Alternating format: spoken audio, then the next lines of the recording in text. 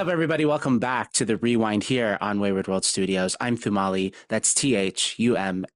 I am your host, and today we have it's another episode of the famous lady Power Hour from the television, all the way from the Boulet Brothers Dragula season 666, runner-up Auntie Heroine from Rockford, Illinois. How you doing, Auntie? Auntie or Auntie? It's Auntie, but you can say Auntie. It ruins the pun, but that's okay. You know what's so funny? Like when I did my anti-heroin research, I was like, "Oh, I wonder if she's on TikTok." Like, I'm wondering, like, I'm trying to look it up, and you can't look up anti-heroin You because can. No, you can't. Yeah, that's so I don't stupid. I don't know how I do it. There's a way, but yeah, I pretty much Cash App, TikTok, and I think a few other things. You just can't look me up because the world's ignorant and whatever. Oh, It yeah. makes it more like mysterious, so I'm fine with it. No, I love that. So yeah, it was definitely a little bit tricky to like get around the algorithm, but we have a lot to talk about, Auntie. How are you doing? I'm just fine and dandy. How are you, darling? Oh, it's been a terrible week. I was sick. Great. Right in the middle of a tattoo session too. Um, like just the whole week has just been sick. Work has been crazy. I wanted to get an anti-heroin makeup and like in drag, but I was just like, "Ugh, I don't want to do it on Saturday. This week just sucked." But we So, you so do people typically tune in to listen to you complain? I mean, I usually we just lie about how we're feeling, but it's part of the charm. I did win an award, so it came. Someone likes it. No, I'm sorry. I can say cunt, right? That's yes, okay. yeah, you Okay. can. Well, I'm a cunt. I'm just kidding. As long as you don't criminalize yourself or like go to jail, you can say whatever you want. Yeah. Okay. I'm sure the Boulets are watching, so I can't. But I wish there are boulets if you're watching.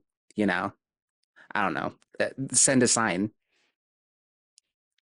But I'm glad that you're here. Um, it's so funny that I just keep collecting all the little boulet drag contestants. But this isn't our first time meeting. Do you recall like where you might have seen me from? Like I'm not in drag or anything, but um, you don't remember. So it was the like we talked about on Pie's episode. It was the Boulet Ball last year in Los Angeles. You stopped me right in the middle, like in the VIP area, and you were like, "Diva, can you take our picture?" Because you and Pie were there, and I had no idea that I had to like wipe my eyes a little bit and be like, is that anti-heroin asking me to take her picture? And I was like, you're anti-heroin. And you were like, no, I'm not. well, it's funny because that night I was in the crowd because for some reason the Boulets couldn't find the time to give me or Pi a pass for the backstage, so we actually had to go in the crowd to the Boulet ball that we were not booked at, and we managed to push our way all the way up to the front. And I just remember me and Pi are just standing there and we're tall as fuck in front of everybody. And this person behind me taps my shoulder and says, oh my God, oh my God, are you Jaharia? And Oh, I just looked her straight in the face and I said, yes, I am. And the whole rest of the night, I called myself Jaharia because of that stupid cunt. oh my God. That is so fucking crazy. Jaharia. I mean, I could only wish to be so lucky. Shaharia is fabulous. Yeah. Oh no, for sure. I mean, like I kind of feel that person. I didn't know who Crystal Method was because as I know she was around. She was at the party too, and I ran into her like, "Oh my God, you look so amazing, Diva!" And I was like super drunk. I'm like, "What's your Instagram? What's your drag name?" And it's she says Crystal Method. I'm like, "What? Oh my God, I didn't recognize her at No, all." girl. So I actually made eye contact with her three separate times at that event. Like, we're taking picture, whatever, and I looked at her and we just stared at each other multiple times, and I had no idea who it was. And I know who Crystal Method is. I just Hmm. stared at her because there was also another girl there, Lamia, who they were both dressed in red Hmm. as like devils, and I was just like, I couldn't tell them apart, and I don't know anything. I don't watch Drag Race, so Oh, that's fine. Actually, I'm glad you brought up Lamia because that's who I was trying. Because like I've seen her, I saw her throughout the night too. That's the person who I wanted to talk to and like get to know and like, oh, you should come on my show, Diva, and like and you wanted talk to about talk. yourself. Why? I see your post with her. Like, well, how did you meet Lamia? Well, when you're like looking at your coochie in the mirror and you realize there's like a bump or something and you're not sure if it's like an ingrown hair or like an STI. Um, yeah. Yeah, that's exactly. I know exactly what you're talking about. That happened. That is pretty much how I met Lamia and our interaction, and turns out she is an STI. Yeah, I did that as a teenager, and then you just don't say anything about it. You just, oh, I don't. I'm just like, You just smell your hand. oh no, I'm just like, oh, like I'm not going to talk about it, and just like, oh, it could be cancer, it could be a. Like, oh, let me just look at. Oh, what is? I just won't say anything. Don't sniff it. Mm, Don't sniff it. mm. Don't sniff your coochie out. I've always been obsessed with, I don't know what it is, but like smelling my fingernails because they always have a some sort of like smell based on like what you were doing. Like, don't get me started. If I've been cutting garlic, I'm like always smelling my fingernails. Oh yeah. There's always so many smells. Mhm. Anyways, you should direct this conversation because it'll get very, very ADHD if Oh you don't. no. No, I this is the anti-heroin show. So I would like to get to know more about you actually. Like tell my mom who watches the show, who hasn't seen Dragula, who anti-heroin is. I have to give a bio. Yeah. Like describe anti-heroin. All right. Like, oh my God, as if you didn't watch me on TV already. All right, Mother. There was this funny thing that they always said on set, with at Dracula and production, and like they'd have us, do our makeup, or like they'd have us describe something, but they'd always, we'd be like, oh, so I'm just doing this and this, and they're like, okay, but can you pretend that you're talking to like, the little like gay kid in Idaho that's like doesn't have any drag access and doesn't know anything about makeup. Like, can you explain it like you're talking to this kid in Idaho? And they would always say that to everybody. I don't know what it was, this fucking kid in Idaho, but I remember when they said it to me, I said, um, let's see. All right, you little bastard in Idaho, grab your potato and let's get cracking. And they cut it out. But I don't know. That just came to me. Anyways, to your mother, anti-heroine is um just that. She is an anti-heroine. She will always do what she feels is right and fight for the underdogs, despite society and our culture, fighting us the whole way. We will always do what we think is right, not necessarily what the system thinks is just, because the system is corrupt and a piece of shit and capitalist. And anyways, but yes, anti-heroine is here to fight for the underdog. I feel like I've always been like that. When I started drag, I was always bearded and like weird and alternative, and I couldn't get booked in a lot of places, like ever. So I like just kind of like worked my ass off at creating spaces for others, creating like whether it's like under 21 spaces or just like places where people didn't feel like they belonged, and being like, nope, you can do drag here, you can come here, and you don't have to pay to be here. Like, kind of trying to move away from the idea of capitalism and the idea of, I don't know, drag needs to be a certain way. And I think that's kind of describes who Auntie is. There's a whole lot more to me: comedy, horror, sexiness, drama, camp. Yeah. But anyways, yeah, Yeah. I didn't prepare that. I didn't know what to say. Sorry. No, no, that was really great. I think like you touched on a lot of things that I wanted to talk about, specifically like your activism, which I find very inspiring. I was like doing research, Auntie's Treasures. Um, I was really fascinated by your movement with that. I haven't seen you. I was looking at the Instagram, though I haven't seen any posts recently, so I haven't seen. I don't know if you haven't been doing that show. Is Again, that Auntie's Treasures Instagram? yeah, yeah.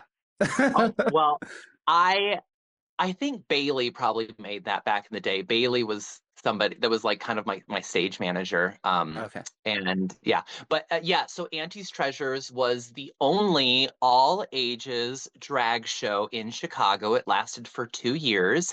And I say only because even to this day, they do have, I know Logan Zass has an 18 plus show, but nobody's done an all ages. And that's because you can't make money off of them because they can't drink. And that's all anybody cares about in Chicago is making money. Hmm.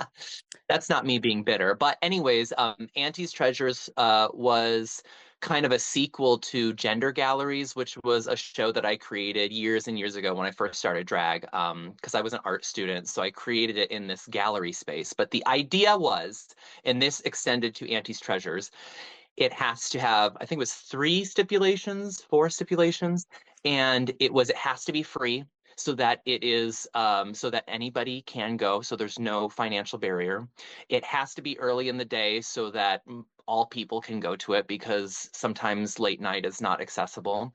It has to be all ages because that was a big part of it. I think it's absolutely fucking stupid that, queer people like that we can't have a space if we're under 21. Why? That's so fucking stupid. Are you kidding me? We're fucking like way earlier than that. We need education way earlier than that. And we should be able to express ourselves before that. So I wanted to create that. And then maybe it was just three stipulations. But yeah, that was my thing. And I had that going. We always had a cast of all under 21. And the idea was to give a space for performers that were under 21, but then audience, patrons that were under 21. And so I would always have two like professionals. There was actually 1 month that I had Sigourney there before she did Dragula. But I'd always have two professionals just to give, the audience, a glimpse of what drag is, because sometimes you're not always the greatest when you're, 18. Um, but yeah, that was my whole thing, and didn't ever make a dime off of it. One thing it taught me was that community is such a special thing because once I let people know what was going on, and I'm like, listen, we can't make any money. It's all just volunteer. And we had so many people came out. Bailey was one of them who was my stage manager. I'd have random people each month doing the lights and sound. Um, and just tons of people from the community came out to support that. And that's kind of been an inspiration for me moving forward in my drag. The way I see it is the only way to fight fascism is with community because they can control so many other things, but there's no way that they can control us getting together and staying safe and keeping strong. And when you have community, when you have people that are supporting you, nothing can nothing can fucking tear you down, which is exactly what fascists want. So yeah, that's kind of the way that I see it. I could talk for days about all of that, but No, no, I love that so much. And you like you spoke on a lot of things that I had to learn by myself. It feels like growing community and stuff like that, like coming from Saudi Arabia specifically, like there were I had no queer community. It was all conservative Islam type deal. And Mhm. once I started opening myself up to my gender identity and sexual identity, like, and it took years to get there. It was really the community later in my life that just like helped build that.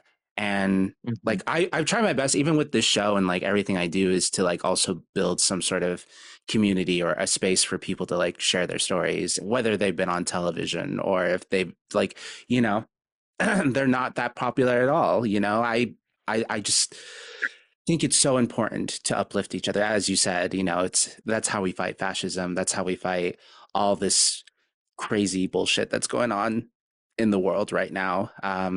But I love that. I love how community is so wrapped up into your drag. I actually had a question in mind to ask you.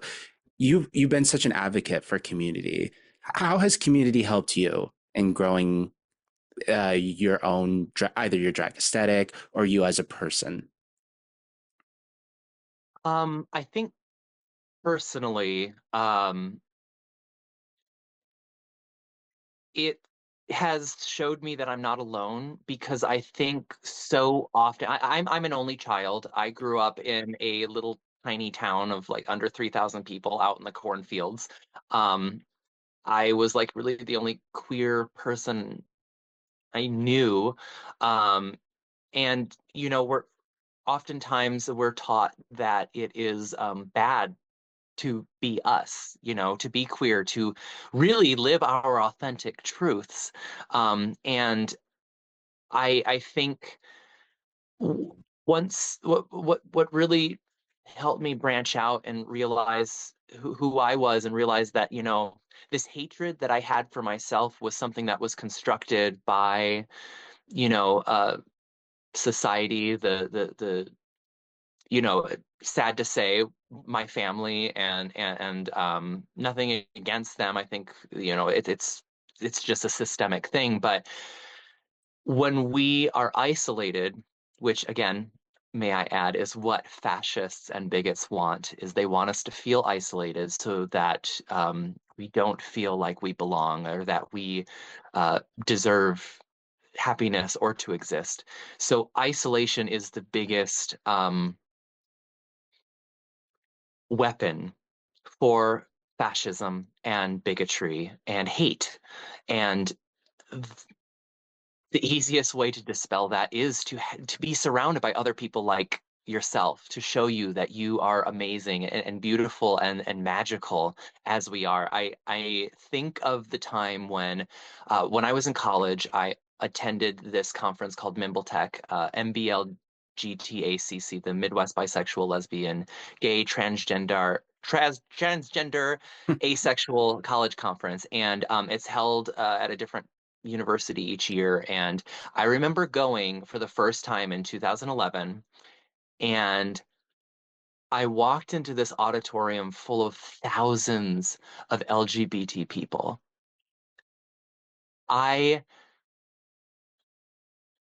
I can't describe the emotions that I felt. I had ended up attending like 4 more years after that. And every year after that was about, like learning and the workshops and growing and how can I help others. But I remember that first year was about just being me and being around others and discovering that and how amazing it was to then be around so many people that at one point in time I might have been afraid of or I might have hated because of the way that I was brought up, and then realizing, oh shit, I'm just like that, or the things that you're describing is exactly what I'm feeling, and you are just another human being, and you're not wild or scary or any of these things. You're important and special, and I think it's something I have to remind myself because, being in drag for the last 10 years and being heavily involved in the LGBT community for the last like 15 years, I um I forget sometimes what it's like for like new or young queer people like freshly out of the closet or questioning to be around so many amazing LGBT people like that. And I think that's what community did for me. I spent many years feeling suicidal and I hated myself. And may I say another ADHD tangent, but when RuPaul says, if you can't love yourself, how in the hell are you going to love somebody else? You just take that out of your ear. That is some absolute motherfucking booty, dude. That don't mean shit. Okay, yes, it's important to love yourself, but it's a very, very fucking long journey. And that statement, honestly, just makes me feel like if you don't love yourself, you don't deserve to be loved, which is a bunch of bullshit. If anything, you know, it takes time and it is a journey to love yourself, but no matter what, you always, always deserve love and you are loved. And I think that's what community showed me is that I was not alone and that and who I am is a very special and magical thing, just like many of us in the LGBT community. So that's a long-winded answer to what I feel about community, but I think for me, it saved my life. Hmm.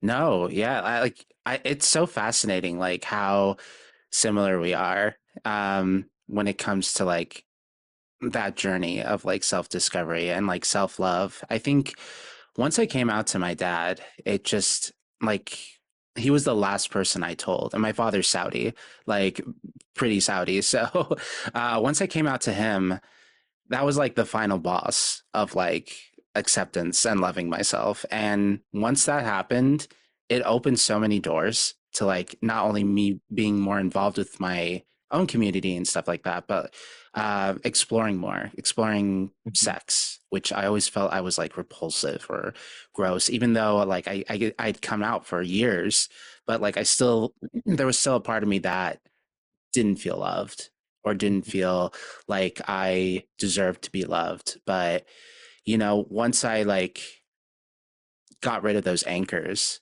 like it just opened so many doors. And then doing drag just recently, and like even this podcast too, it was like getting to know more and more people and their journeys. Like it's just so cool. LGBT people, like we go through a lot to like, um, you know, find community, find ourselves in things. And it's just, it's so nice. And like, despite everything that's going on in the world, like all the fear, all the hatred, all the anger, like the only way we're going to get through it is with community and, like in helping each other out. As like you said, that's exactly what they want to do. They want to isolate us. They want to ban us from every nook and cranny out there, like any store, any like restaurant, what have you. Like they want to get rid of us, but they can't. Not as long as we stick together.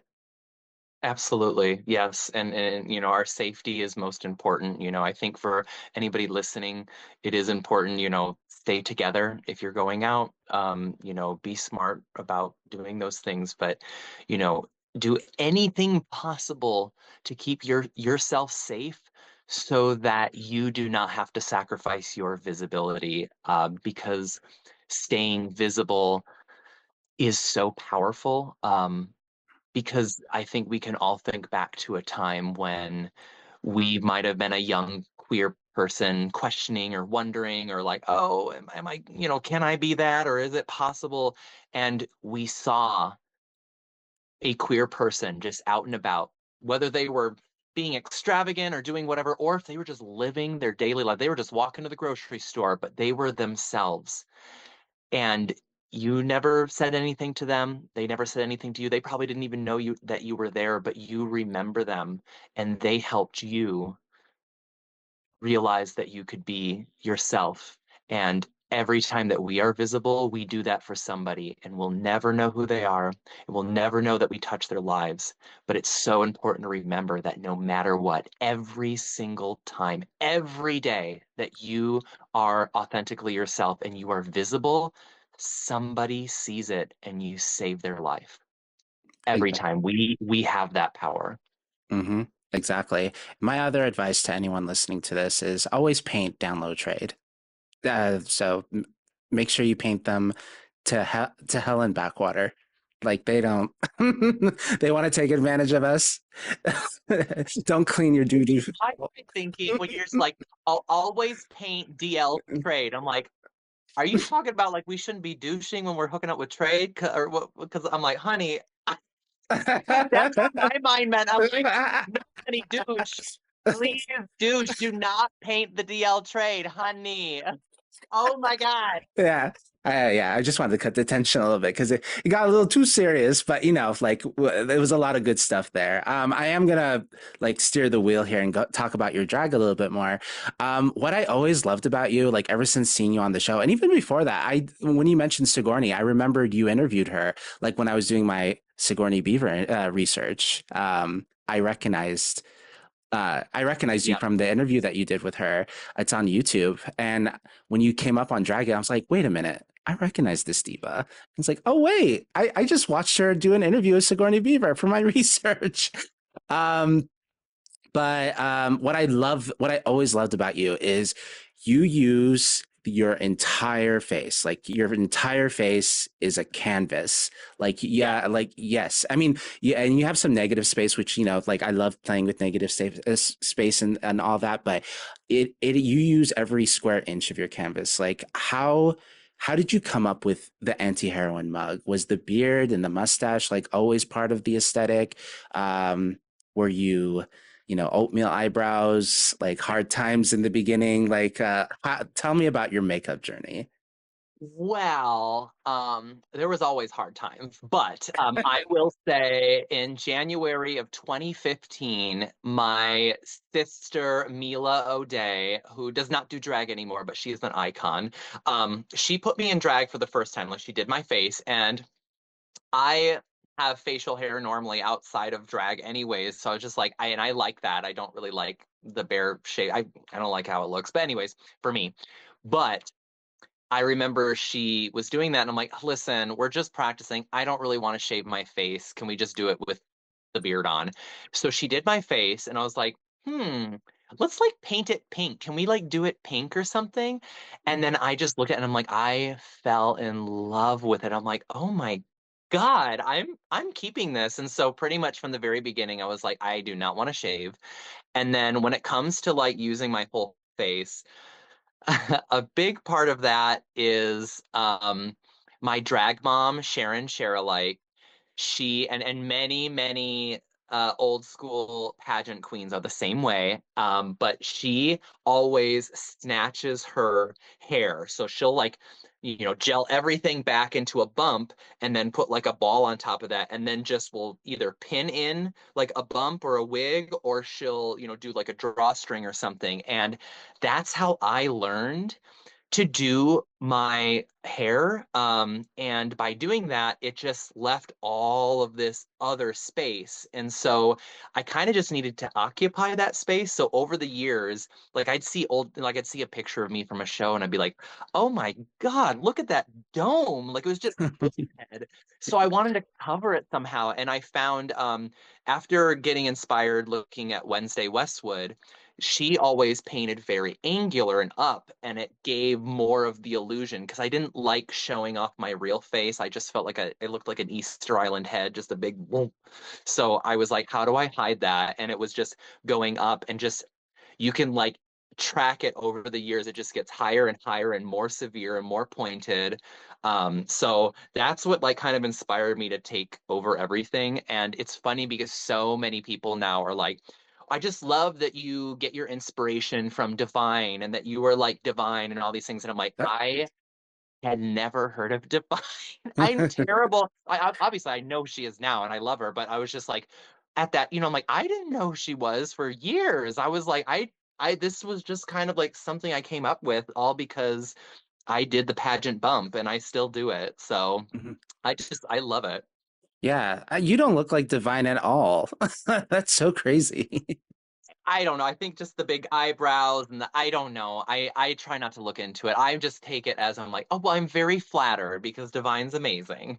Oh yeah, no, for sure. And you wear a lot of mohawks, which I love that too. Was that also part of like the pageant bump, like with all the retail space, like, or do you? Well, yeah, because the nice thing about the bump, and any pageant queen will tell you this, it is instant height, instant volume. So I wasn't really the greatest at styling wigs in the beginning, and it was kind of a lot to, like people like you have to double stack and then you have to sew it in and you have to do all, and I was terrible at all of that. But when you do a bump, it's like you could literally just take a wig out of the bag, put it on a bump, and you immediately have volume and height. So I liked it like that because if I didn't have that, I just have such a big, gigantic face that, I it the proportionizing, right? Proportionizing. So the bigger the hair, the more the better it looks. So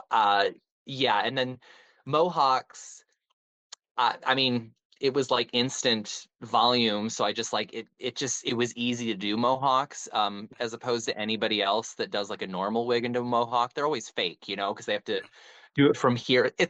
They're faux hawks, okay? It's some bullshit. Mm. This is the real motherfucking mohawk. And yeah, I think it just came from that. And I've always been alternative. I love like punk rock and emo and screamo and anything like that. So it just that was the stuff I performed, so it made sense to wear mohawks.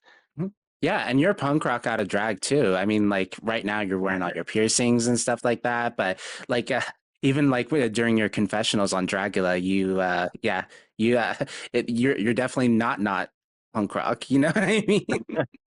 Thank you. I like to say that my aesthetic is like nature hippie meets goth, like at all times. Sometimes it goes a little more this way, a little more that way, but it's always like goth hippie. I love that. No, yeah, that is exactly how I would describe it too. And your tattoos are sickening too. Um, Thank you. like I noticed the butterfly one on your stomach, like because I was watching the um your extermination. I think it was your first one when you had to lip sync, and you're Oh yeah. you were you were like giving it to the girls, like walking back into the boudoir, and you're you thought you were gonna be pissed off, and you had this really cool butterfly tattoo. I think it was on your stomach. Yeah, yeah. So I'll give you some grace here, but it is actually Mothra, the queen of the monsters from Godzilla. So So yeah, great, you can edit that out. Nobody has to know that you didn't know that. But yes, that is Mothra Henny. okay, there we go. It was a Mothra. Here's the thing. In my defense, it was far away. I couldn't see it. They didn't do a close up on it, but I know who Mothra is. Actually, you know what? That I love Mothra. Actually, I love Godzilla. I was actually watching one of your very old performances back in Berlin, where you did the Auntie Heroine world tour, like 5.99. Does that ring any bells to I you? am so mad that that still exists. Yes, yeah, yeah. Well, here's the thing is that show Mhm. was the theme was study abroad, but like most of us were white, and I'm just like, okay, well, I really hope there's not cultural appropriate. Like I'm like, how can I do another culture and be like I'm like, I can't do that. So I was like, okay, how do I think outside of the box and not like be super problematic? And I was like, I know. I love Godzilla. That's Japan. We'll do it. Yeah. Yeah. No, That that was is such a bad performance. no, I like it was so funny. You actually have a lot of old Berlin videos. Like if you just look up your name and stuff, like that was the best that I could find, and like that one was Yeah. really funny because I love Godzilla, and well, what I noticed watching a couple other clips is like. In a lot of your lip syncs, you do your own mixes with your own voiceover. Is that always the case when you're doing a lip sync? Yeah, I mean, sometimes I'll do just a straight song, but I'm not a dancer. So in the beginning, it's like the dancers, they could just go out with a song and do a thing. But I'm just like, how do I separate myself from others? And I always had these ideas like um where I would think about, oh, I remember that line in a movie. Can I find that line? And I'd have to search forever on YouTube. And I'm like, you know what? How about I just record it myself? And I started doing that and I got like a good mic and I learned how to use like Audacity on my computer and like messing with things and everything. So and pretty much ever since then, I'm like anybody that's come to my shows when I go on tour, most of the things I do have voiceovers in them just because I'm like, well, I want to create a certain narrative and idea and I'm like, well, I have the talent. I might as well just make it myself. So I think that kind of separates me from others and it plays into my ability to do like theater and campy stuff and comedy. Yeah. Are you a theater diva? Like did you study theater? Because like a lot of it is, yeah, that campy theater vibe. Yes, yeah. So, I I have grown up always doing community theater. I've always done theater in school. I used to coach theater camp like every year, and then when I turned 18, I got to actually be like the director of the theater camp for 1 year. Oh my God, probably not a good idea on their choice or on their part to pick me.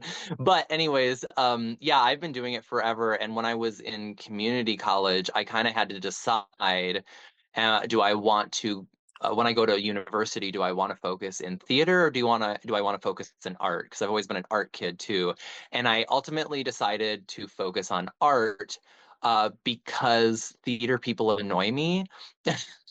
So I'm like, I love acting. I love like my goal one day is I really, really want to be like a voice actor because I can do all kinds of voices. I love doing theatrical shit.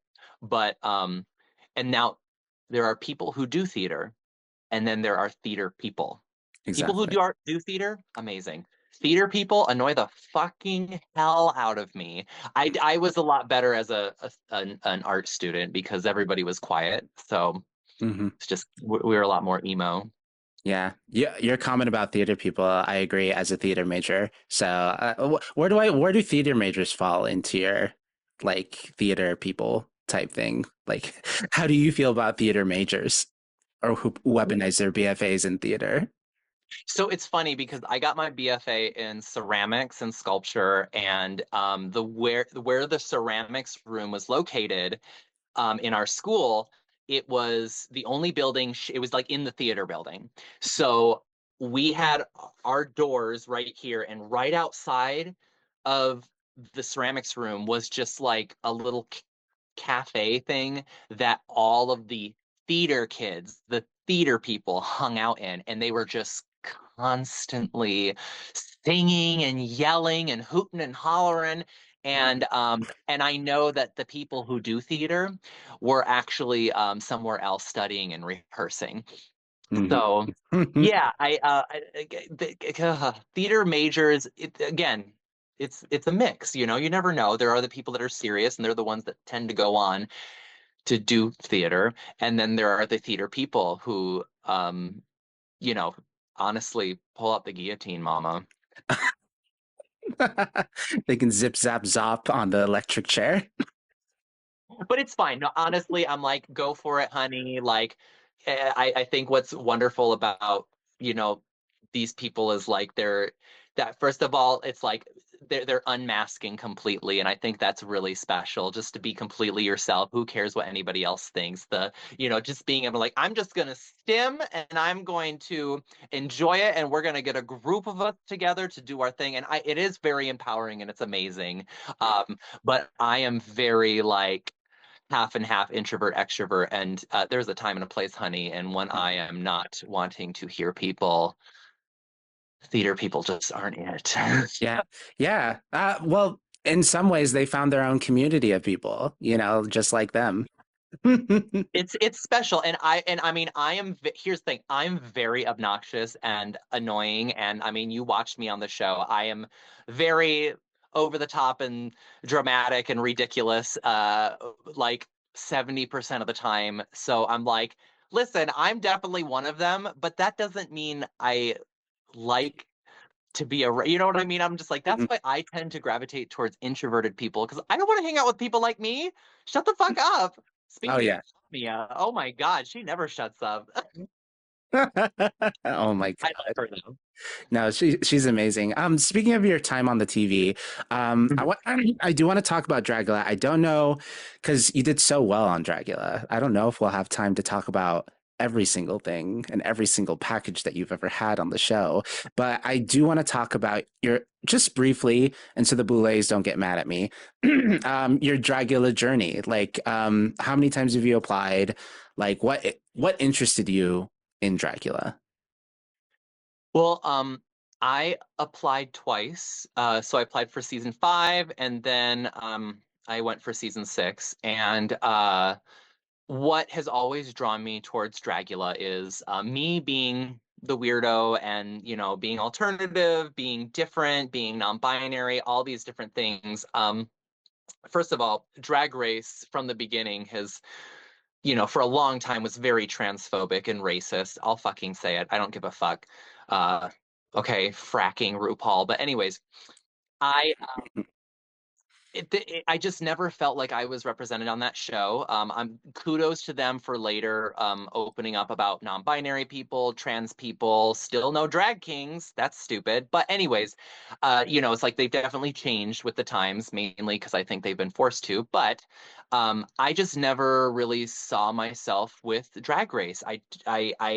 And I think Drag Race was such a wonderful thing because not only was a gateway drug for people to that's what got me into drag. I loved Drag Race back in the day, and like I think that it gave us community, it gave us something special, it gave us a voice and empowered us, and that was a very wonderful thing.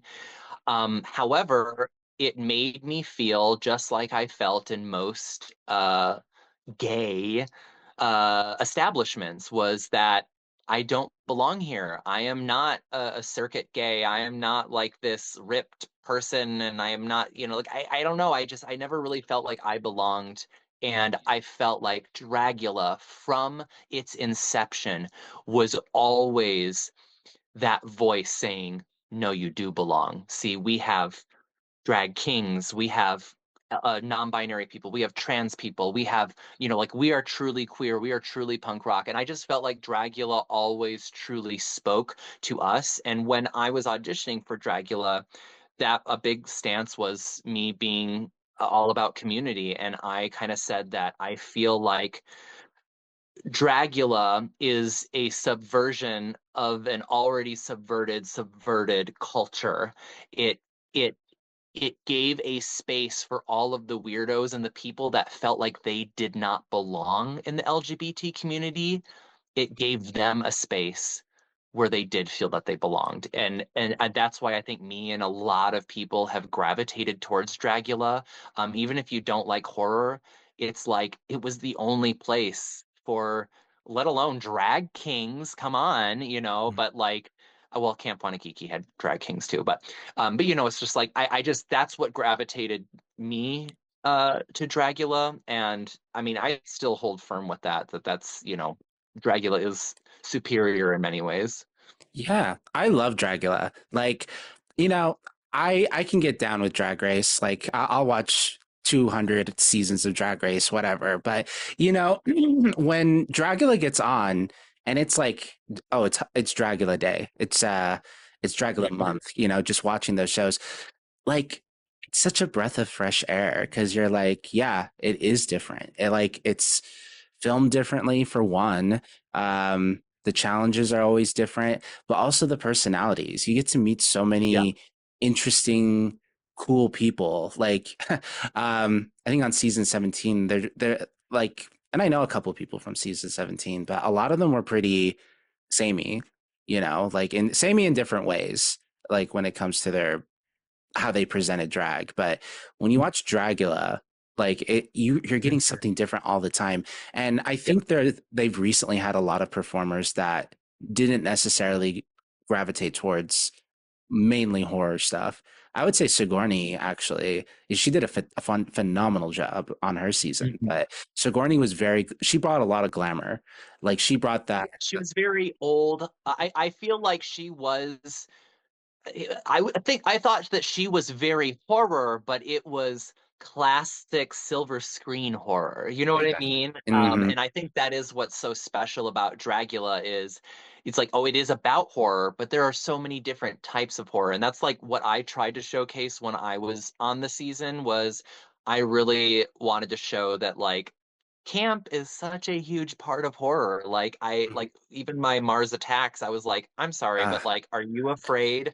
Like, are you scared when you're watching Mars Attacks? No, it's not supposed to be scary. It's supposed to be funny. hmm. Yeah, I let's talk about some of your package because again, I don't want to keep you here forever. You have places to be, you're busy. But the Mars Attack one, I love that outfit so much. Like the prosthetic that you did for like the skull. Like Hmm. that tell me the process of like making that because like that was I think that was probably the best head sculpt I've ever seen like on somebody. You know, like the way you shaped that and like made it. Like I thought it was like phenomenal. Thank you. Yes. Well, I don't do uh prosthetics like ever. It's just I'm like I don't want to do this. Like if I want to do something to change my look, I'll wear like a face kini and like add things to like I'll create headpieces, things like that. But I knew going on to Dragula, I was like, listen, if I'm gonna make it to the finale, I want to show off at least something. I want to at least show, look, a prosthetic. I can Mhm. do it. So that one, yeah, like, and that one was silicone with like stuffing inside of it. What I will say is, if you want to like learn more about prosthetics and any of that stuff, everything I learned from prosthetics was my dear friend um, Ariel Haunting. She's from the Rockford area, but she goes back and forth to California a lot. But Ariel Haunting is like she's the mastermind behind those kind of things. So I would say definitely look at her stuff because she was such a big influence and such a big inspiration for me. Oh yeah. No, and it was such a good job too. When you heard about the horror category as you were getting into the finale, like was did you like is that the side you wanted to show was like the campy side of horror, not necessarily like the scary part, or did you have other Yes. ideas in mind? Yeah, no, I wanted to do that because I anytime somebody gives me a boundary or a box that I need to go in, I will do everything possible to claw my way out of it because I don't like being told what to do.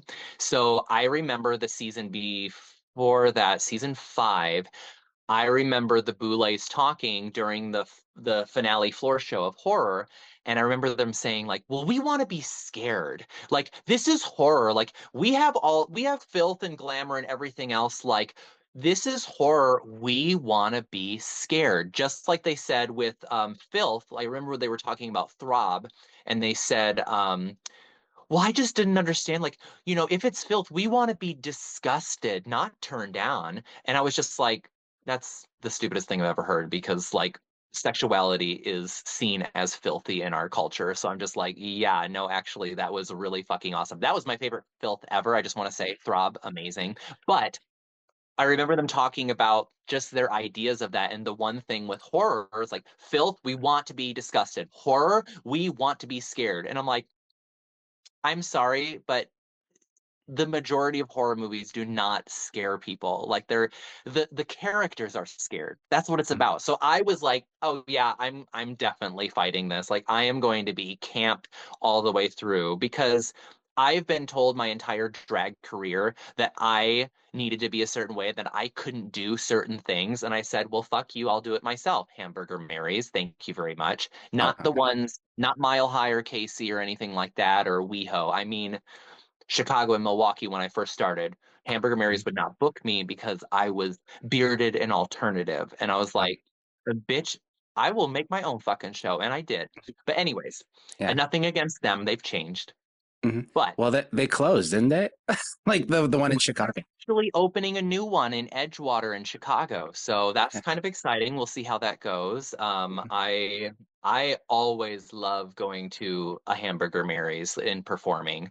Um, but anyways, so I definitely wanted to like, I've been told my whole career that I couldn't do this and I couldn't do that. And I'm like, and even I will just say, even being on the show in Dragula, there's so many people that have tried to attack me and be like, well, you're not horror enough, or you're not this enough, or you're not that. And I'm like, bitch, I've been doing this since the fucking beginning, okay? And how dare you try to gatekeep art, gatekeep what Dragula is, bitch. Are you fucking kidding me? So I feel like I showed them what the fuck it was. But yeah, anytime somebody tells me to do something, I'm like, oh, I can't wait to fuck you up. Yeah, no, that was like one of my favorite ones. I'm glad you had that thought and you didn't just Yeah. do something. I don't know. I don't know what you could have done. Like, I don't have that anti-heroine brain of like what else you could have done that would have been horror. But I can do horror, like I can do oh yeah. really fucking scary fucking shit. But I'm like, that's so easy. Like it's so easy to just like be scary, but like what about camp? What about something, like more fun? And I thought also it'd be a big risk and I love doing that kind of stuff. So yeah, thank you. I was really proud of it and the Boulets loved it too. They were the whole time. You know what's funny? What I will say is when the three of us went on stage to do each of our things, Asia and Gray both had like really scary, ominous music. It was like, like all these weird things.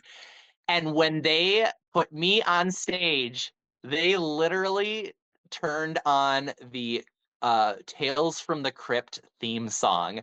And I'm like, kidding. Like, I'm like, this is perfect for me because I literally do a Crypt Keeper number, but I'm just like, da da da da da da. It was, they were very into it. Oh, I love that. I love that so much. No, you've done horror on the show too. I I want to talk about one more thing, and I have a few more questions for you. But the other look that I love of yours, talking about horror, is your monochromatic look. Like Thank you. that one is scary. You couldn't even see that. Like, I want to know where your mind was when you made that look, because yeah, Yeah. this is not anti-heroin. I mean, there's elements in here that is you, but like you're totally going out of the box with this one, and I just love it so much. Well, first and foremost, when I was cast, I knew that I wanted to showcase every part of anti-heroin, and I knew at some point I wanted to show my praying mantis pincers. That is a big part of anti-heroin. I've been doing it for years. I have multiple different renditions of it that you can see on my work and stuff. But I wanted to go the biggest and the baddest, and so that one was the perfect thing. I wanted to make these just giant claws, and my inspiration for that was two things. The biggest inspiration was the video game Hollow Knight, which Mhm. is all about like insectoid bug things underground. It's very dark and eerie and sad and scary. And so I was like, I really wanted to encompass that. And the other part of that was the Lord of the Rings, the character, the mouth of Sauron. So not Mhm. Sauron himself, but the mouth, where it's just like this big crown, no face, and just like teeth, just like, and I've always been obsessed with teeth, and I thought, wouldn't it be awesome if I just had this empty head with a big gaping mouth and it was just teeth. And I Um, wanted it to look like it was just darkness with just teeth in it. And I wasn't originally going to do the eyes. Like I wanted that to just be completely white, like just faceless. But it was just weird that what the fuck is it? The fabric that I used, I just you could see too much of like the imprint of my face, so I wanted to obscure it a little bit more. But that was kind of the idea, and I'm very fantasy based with a lot of the things that I do. So I was like, I just want to take this to a whole nother world, this like kind of underdark, hollow nest kind of like place. yeah, you mentioning Hollow Knight, and it got me thinking, where's Silk Song? Where is it? Well, you know what? If they could put a fucking difficulty uh switch on there. You know how some of them you can change the difficulty level? Hmm. Hollow Knight needs to do that. I'm sorry, but get good is not good enough for me. Like I want to enjoy myself, not like Hmm. throw my controller out the window. So Yeah, I don't even know if I want to play Silk Song. I'll definitely yeah. watch a playthrough, but I'm like, if it's just as hard as Hollow Knight, honey, I don't have the time and to Oh yeah, stress myself out like that. yeah. That's a whole other conversation about But I, I, video I game love difficult. I love that kind of I love melancholy, dark, eerie. And I thought I will say kudos to the editing on that episode because they got every single angle of that. And my favorite thing was that they nobody knew who that was when it went Mhm. out on stage. And it was just this whole like eerie thing. And then when it just slowly opened up the claws and then it revealed, I was like, They did me good on that one. I was very, very proud of that. And thank you so much, production, because that was amazing. Exactly. Well, I do have one more question for you with regards to your package. Pick something from your package that you liked, but feel like it hasn't gotten the love that you would like to have received. Well, I will say my favorite look of the season was my D&D character, and the Oh, main reason for that was I poured my heart and soul into that. I am through and through a big old fantasy nerd. That is my lifeblood. I love fantasy and D&D and Lord of the Rings, anything that's like that. And I loved being able to create that. And of course, it takes a lot of spirits and ghosts in the mansion to create a look, as we know.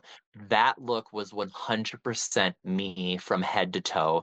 Every single detail of it. So I was very, very proud of it. And I've gotten tons of love from like D&D nerds and people that, you know, they love it, but um everybody's always surprised when I say, well, they're like, what's your favorite? And everybody wants me to say monochrome, Audrey 2, or the Jack in the Box, which they're all amazing. I love them, but my favorite look was the D&D, the troll look. I loved it. yeah, I'm not surprised at all. D&D is a game about community, and we just had a whole conversation about community, and you know, D&D allows you to be yourself. So, what a great way to pay homage to that in like this look. And I apologize, it's been a long time, but you won this challenge, right? With Gray Yes, Matter? yes. Me and Gray won together. Okay, yeah, that must have felt really good. It was awesome. I felt like Gray was straight out of the Lord of the Rings, like just very realistic, very, very much an orc goblin. And I feel like I was straight out of like uh the D&D world. Well, I mean, I was also straight out of World of Warcraft because I literally Mhm, based like the aesthetic, like the look mhm. of the troll off of World of Warcraft. But I just felt like all the little details and stuff. There was an imaginative, which I was really happy that the one guest judge, that actor who was amazing and beautiful, and I can't remember his name, but definitely Yeah. very sexy. But he was saying like this is what I would have come up with when I was a kid playing D&D. And I'm like, I like that because so often, especially since the 2000s, we've as a culture have really geared towards more realistic kind of stuff and more like we want it to look real and be real. And I felt like everything I did was more imagination fantasy. So I was proud that they uh, commented on that. Yeah, and they recognized it too. You won, girl. You got you got what did you win? Like what was like the prize? Again, sorry, it's just been so long. That one didn't have a prize, but I will say in my audition video, both of them, they ask what challenge would you excel at? What challenge do you want to do most? And every time I was like, D&D, are you fucking kidding me? Oh my God. And First time I ever saw the Dungeons and Drag Queens episode or challenge, I was just like, yeah, hooked. I was like, this is exactly what I want to see on a drag competition show.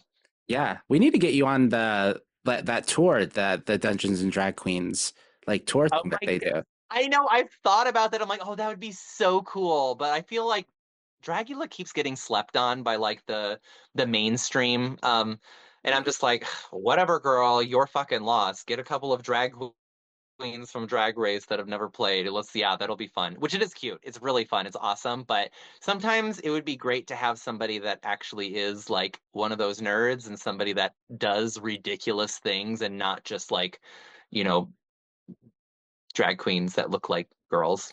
Yeah, I know in like the West Coast, like there is somebody that does like a tour. Like it's not the one that you're thinking of with the Rue Girls. They've invited like local queens and stuff, and they go across different parts of like Washington. I don't know if they go. I think they may have gone to New York, or whatever. Miss Mamshi was a part of it, so like like Oh yeah. Lil Dick Legend was also a part of it as well. So like you, you should look Yeah, I into that. like seeing the fantasy and stuff. Like even when Landon was the guest judge, I loved that Landon like came in prosthetics, came for that show. I was like, girl, so fucking cool.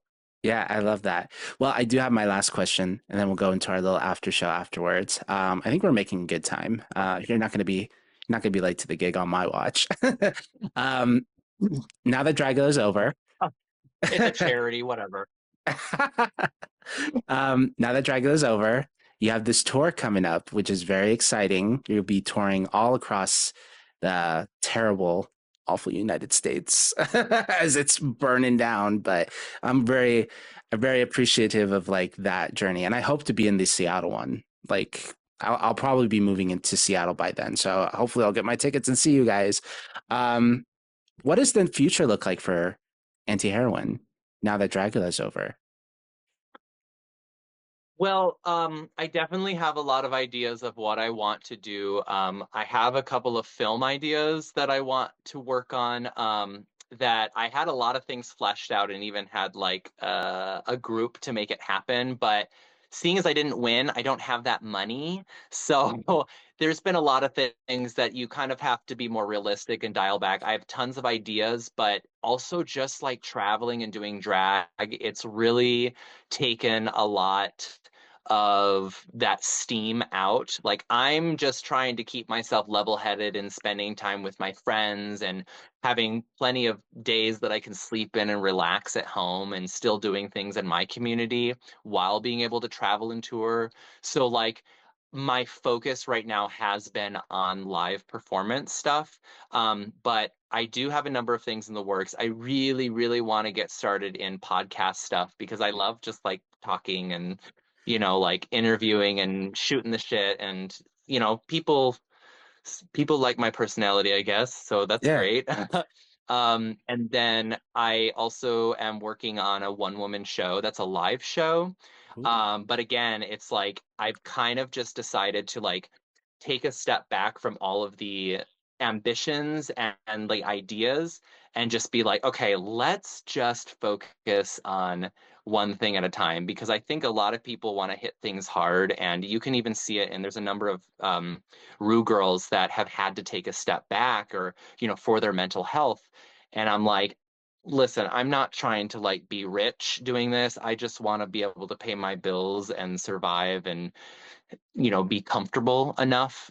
So I'm not trying to like hit every single possible gig and like, everything's super fucking expensive. I'm just like, no, I'm just kind of taking things one step at a time and especially getting ready for um the tour. I have something very, very special in store that everybody has been wanting to see. So I'm like, well, I guess I should try and give the people what they want, but I won't go into that. It'll be a surprise for the tour. But in order to do those kind of things, I need to like be able to reserve time to create my art and work on outfits and make things. And I can't do that if I'm doing a bunch of other stuff. So my thought is I think after the tour, we go into spooky season, and then after spooky season's over, that's when I'm going to start reevaluating like what is the next step.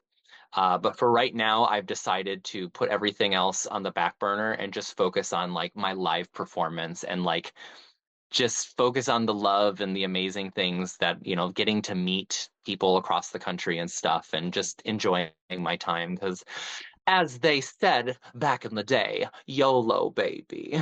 It was said by Drake, YOLO. So he's Oh, yeah. well, other people said it too. And I'll just And say you only live once. I'll say it out loud. There we there we go. go. Yes, there we go. Why'd you Um, ruin it for me? no, I totally agree. I'm very excited to see like what the future holds for Anti Heroine. What was I gonna say? Yeah, if you need help with the podcast stuff, you know a diva who does it and has been doing it for 5 years. So if you ever need tips or pointers, I'd be happy to collaborate in that aspect. So please feel free to reach out to me. I would love that. I would love that. I have a few friends back home here that are also like, oh, we can help with this and that. And I kind of just need somebody to like grab my hand and like sit me down in front of the computer and be like, this is what we're doing right now.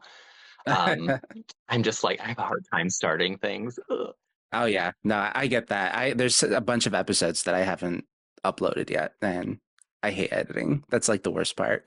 Um, if I can make a suggestion, a makeup tutorial, that's pretty like standard drag. That's what everybody says. Everybody wants me to do a makeup tutorial because nobody does their makeup like me. And I'm like, I will one day do that, but I'll be honest, I just don't care about makeup. Like, I'm just like, I don't care. I'll do it one day. Somebody will force me. I will make a makeup tutorial. Once I've become irrelevant, I'll do a tutorial to get myself back on the map. No, I love that. Well, Auntie Heroine, thank you so much for joining the Rewind. If Where can people follow you if they want to follow you on social media? Yes, you can find me at Auntie Heroine on Instagram. You can also type it into Facebook. I'm active on there because I am a millennial. And then I don't use X. The fuck fascism. And I'm on there, but I don't use it. I don't use TikTok because you can't find me on TikTok anyways because heroin's bad apparently. Um, but yeah, can you can you can do that, and I look at and respond to all of my messages unless you're a freak. Not a freak. I love freaks. Unless you're disrespectful. There we go. Yes. But yeah. So you can find me there, or you can find me in Rockford, Illinois at the Office nightclub every first Saturday of the month, doing my show. Yeah, unless you're on tour for Dragula, which that's probably not Yeah, gonna happen. September I'll be on tour. So Yes, I love that.